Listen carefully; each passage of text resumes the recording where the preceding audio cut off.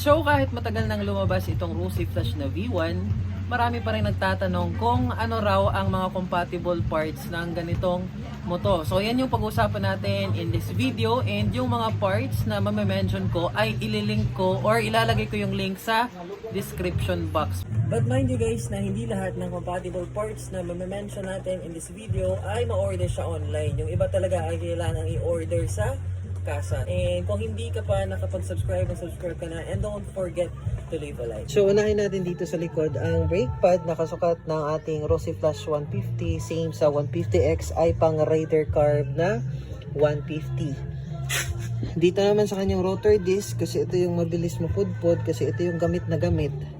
So ito yung usually napapalitan. Ang kasukat nito is pang RS 150 ng Honda. Kahit nakastock kayo, itong sa akin 150X, pero same pa rin sila ng kasukat RS 150. Dito naman sa shock natin, dito sa rear shock natin, hindi lang kita, pero ang kasukat niyan is pang RS 150 ng Honda or pang GTR 150. So ang ano niya na sukat is 230 mm. Huwag kayong magpalit ng pang sniper, kasi yung pang sniper nasa around 208mm lang yon. So medyo short yon compare dito sa stock. Pero wag naman yung pang Fury, kasi yung pang Fury na shock absorber is masyadong mataas. So ang compatible lang talaga or yung pasok or same sa stock ay pang RS 150. So dito sa ating brake master pump, eto sa rear, hindi pa natin to napalitan.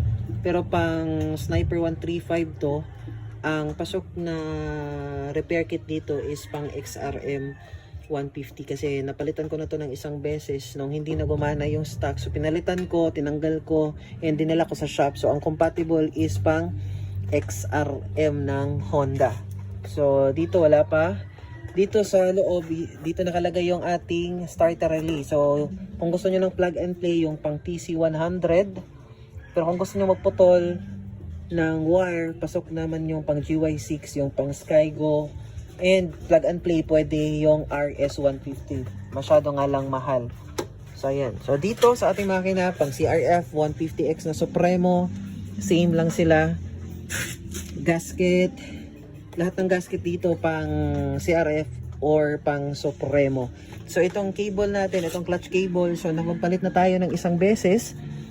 Ang pinalit natin ay pang Rusi Flash talaga, kasi para sa akin wala siyang compatible na ibang brand. Nakatry na ako ng pang sniper pero hindi siya magandang gamitin. Okay naman pero hindi siya maganda. So ayoko kasi sa mga ganun, kaya umorder ako sa Rusi or sa kasa ng Rusi. Pero ngayon meron na kayong mabibili na ganitong cable online. Itong kanyang clutch cable and yung ating throttle cable. So pang Rusi Flash talaga to. Dati ang nakakabit kasi na hindi ko pa napalitan ng pang Rusi Flash pang TMX. Okay naman pero hindi siya maganda. So mas maganda talaga yung stock na part. So pang Rusi Flash yung mga cable natin, may na kayo mabibili niyan online. So ilalagay ko na lang yung link sa description. Dito naman tayo sa front. Itong disc, hindi ko alam kung anong kasukat nito. Pero dito sa ating brake pad ay pang Wave 100 or pang C100 na brake pad. Itong ating speedometer sensor. So meron naman kayo ma-order nito online, which is medyo mahal, and pwede rin kayong umorder sa kasa. Itong mga seal natin dito, mga oil seal, is wala pa akong idea kasi hindi ko pa na-try magpalit ng mga oil seal. Pero dito sa ating T-post bearing, ang kasukat ay pang Click 125, pang C100 or pang Wave 125. Yun yung kasukat or compatible parts ng ating ball race bearing or yung stick bearing dito sa ating T-post. Ayan. So ano pa ba? Dito sa sensor. Itong ating auto sensor, dati wala kayong mabibili online, pero ngayon marami na kayong mabibili online. So maraming generic brand na pwede nyong ipalit dito. So itong sa atin hindi pa to napalitan, so stock pa to. Yun nga, marami kayong mabibili nito sa Shopee. So ang link nasa description again. Dito, ito pala, Itong ating gasket dito, ayan. Itong rubber gasket natin dito. Napalitan ko na to ng isang beses kasi yung stock nasira na. So, nag-leak yung oil. Ang pinalit ko is pang TMX Supremo. So, TMX Supremo and pang CRF 150. Pasok yung mga gasket. Lahat ng gasket dito ay pasok. Basta pang CRF and pang 150X na Supremo.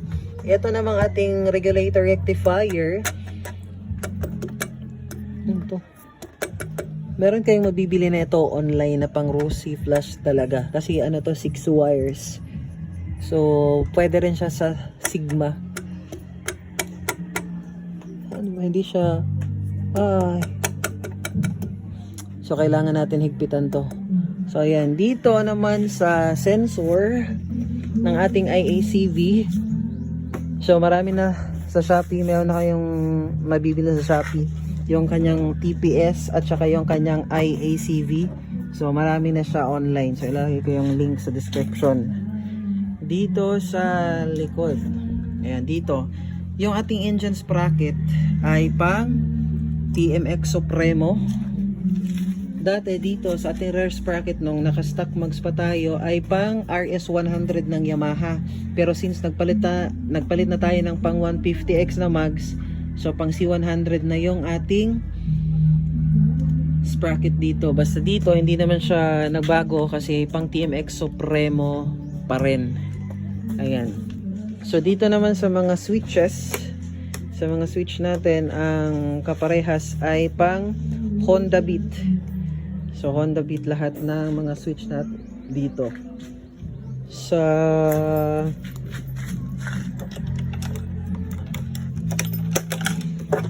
okay, dito sa ating fuel pump filter, ang kaparehas ay pang Samurai ng Euro, pero meron din kayo mabibili na pang Rossi flash talaga, pero medyo mahal nga lang yun kasi genuine parts yun compared sa Samurai ng Euro. Pero kung nagtitipid kayo, yung pang Euro ang bibilihin nyo, pasok pa rin naman yun.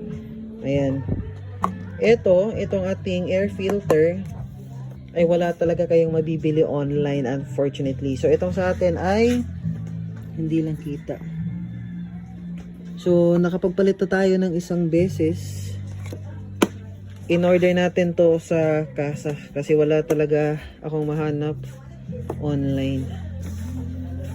So, yun yung mga compatible parts ng ating Rossi Flash 150.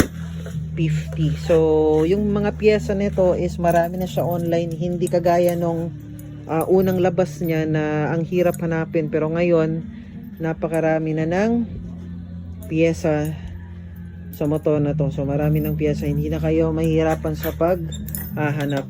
Etong lever ay hindi ko pa alam kung anong kasukat nito, pero dito sa front, ito ay pang Wave 100. Odo ng ating motor is nasa around 48,364. So mag 4 years na, or 4 years na to sa atin. 4 years na pala noong December, nag 4 years na.